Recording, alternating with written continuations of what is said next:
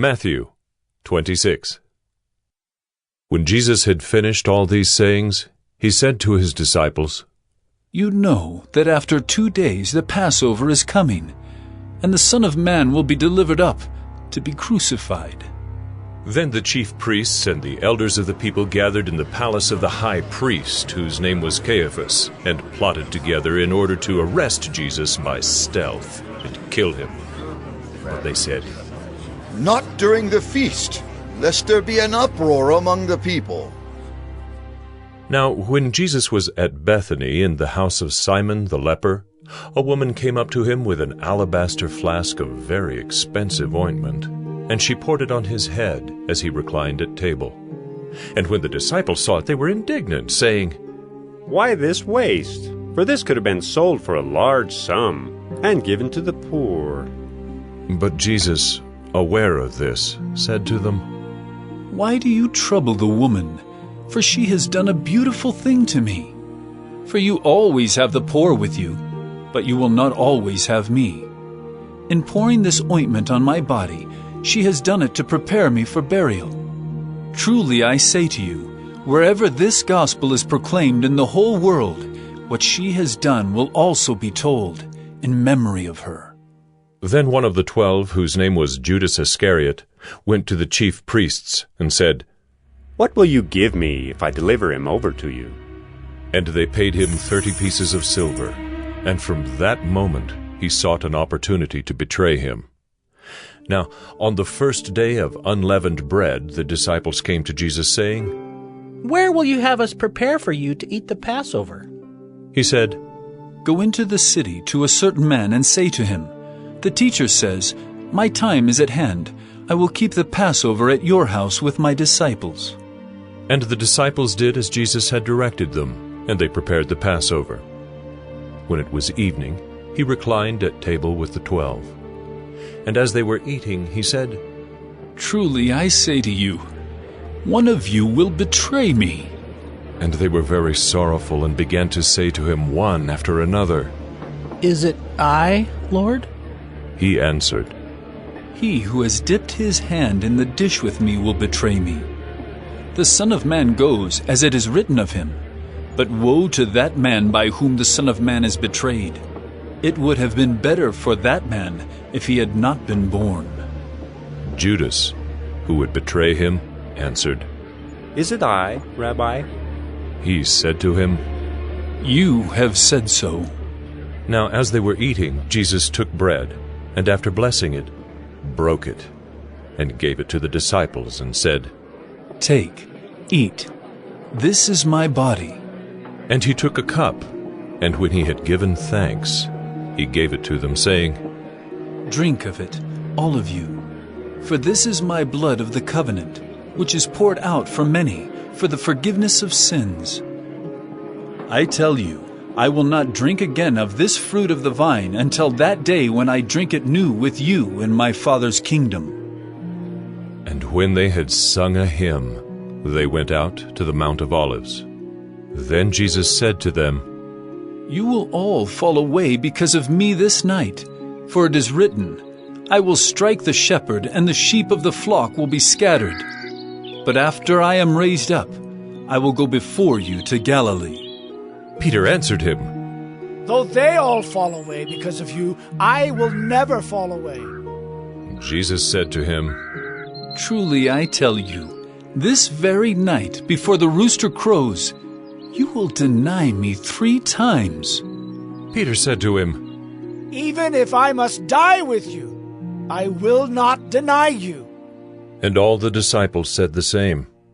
Then Jesus went with them to a place called Gethsemane, and he said to his disciples, "Sit here while I go over there and pray." And taking with him Peter and the 2 sons of Zebedee, he began to be sorrowful and troubled. Then he said to them, "My soul is very sorrowful, even to death. Remain here and watch with me." And going a little farther, he fell on his face and prayed, saying, "My Father, if it be possible, let this cup pass from me. Nevertheless, not as I will, but as you will." And he came to the disciples and found them sleeping. And he said to Peter, So could you not watch with me 1 hour? Watch and pray that you may not enter into temptation. The spirit indeed is willing, but the flesh is weak. Again, for the second time, he went away and prayed, My Father, if this cannot pass unless I drink it, your will be done. And again he came and found them sleeping, for their eyes were heavy. So, leaving them again, he went away and prayed for the third time, saying the same words again. Then he came to the disciples and said to them, Sleep and take your rest later on. See, the hour is at hand, and the Son of Man is betrayed into the hands of sinners. Rise, let us be going. See, my betrayer is at hand. While he was still speaking, Judas came, one of the 12, and with him a great crowd with swords and clubs from the chief priests and the elders of the people. Now the betrayer had given them a sign, saying, The one who will kiss is the man. Seize him. And he came up to Jesus at once and said, Greetings, Rabbi. And he kissed him. Jesus said to him, Friend, do what you came to do. Then they came up and laid hands on Jesus and seized him. And behold, one of those who were with Jesus stretched out his hand and drew his sword and struck the servant of the high priest and cut off his ear. Then Jesus said to him, Put your sword back into its place. For all who take the sword will perish by the sword. Do you think that I cannot appeal to my Father, and he will at once send me more than 12 legions of angels? But how then should the Scriptures be fulfilled, that it must be so? At that hour Jesus said to the crowds, Have you come out as against a robber, with swords and clubs to capture me? Day after day I sat in the temple teaching, and you did not seize me. But all this has taken place that the Scriptures of the prophets might be fulfilled. Then all the disciples left him and fled. Then those who had seized Jesus led him to Caiaphas the high priest, where the scribes and the elders had gathered. And Peter was following him at a distance, as far as the courtyard of the high priest, and going inside he sat with the guards to see the end. Now the chief priests and the whole council were seeking false testimony against Jesus, that they might put him to death.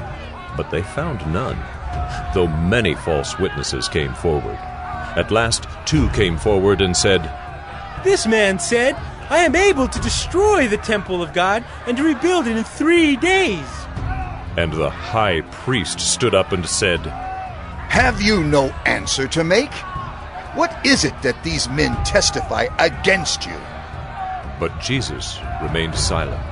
And the high priest said to him, I adjure you by the living God, tell us if you are the Christ, the Son of God. Jesus said to him, You have said so, but I tell you, from now on you will see the Son of Man seated at the right hand of power, and coming on the clouds of heaven. Then the high priest tore his robes and said, He has uttered blasphemy! What further witnesses do we need? You have now heard his blasphemy. What is your judgment? They answered, He deserves death! Then they spit in his face and struck him, and some slapped him, saying, Prophesy to us, you Christ. Who is it that struck you? Now Peter was sitting outside in the courtyard, and a servant girl came up to him and said, You also were with Jesus the Galilean. But he denied it before them all, saying, I do not know what you mean. And when he went out to the entrance, another servant girl saw him, and she said to the bystanders, This man was with Jesus of Nazareth. And again he denied it, with an oath. I do not know the man. After a little while, the bystanders came up and said to Peter, Certainly you too are one of them, for your accent betrays you. Then he began to invoke a curse on himself, and to swear. I do not know the man. And immediately the rooster crowed, and Peter remembered the saying of Jesus. Before the rooster crows, you will deny me 3 times. And he went out and wept bitterly.